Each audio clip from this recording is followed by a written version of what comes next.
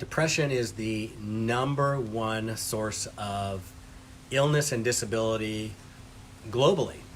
And now more than ever, with stay-at-home orders and people struggling with the economic downturn, depression is on the rise as well in the United States to levels likely we've never seen before.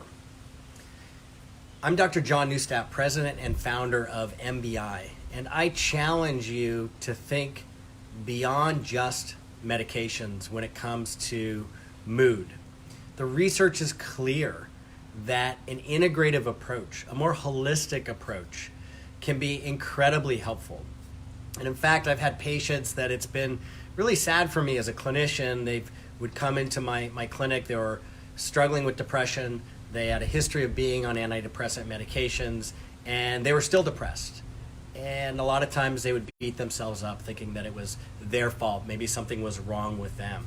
A study came out some years ago that looked at the different antidepressants, that the negative studies that showed that they didn't work well were suppressed, were not published by the medical journals, and actually the FDA in reviewing the medications for approval also did not take into account those negative studies. And incredibly, the medical article that looked at this, the researchers that looked at this, found that the medications, the effectiveness of those antidepressant medications were elevated by up to 70% in one case.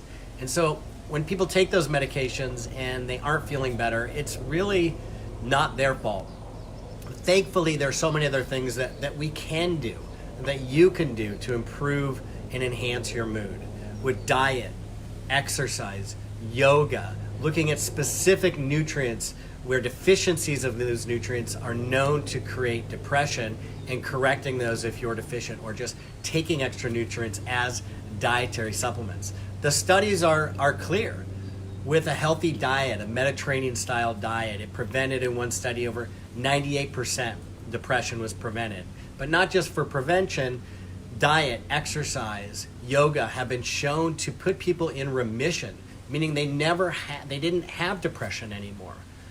So I'm going to put a link to an article where I review those studies and give you specific recommendations on what you can do to think more holistically and steps you can take for in each of those categories, because when you do it in an integrative fashion, I believe you're going to get even more benefits with just doing one or another of those.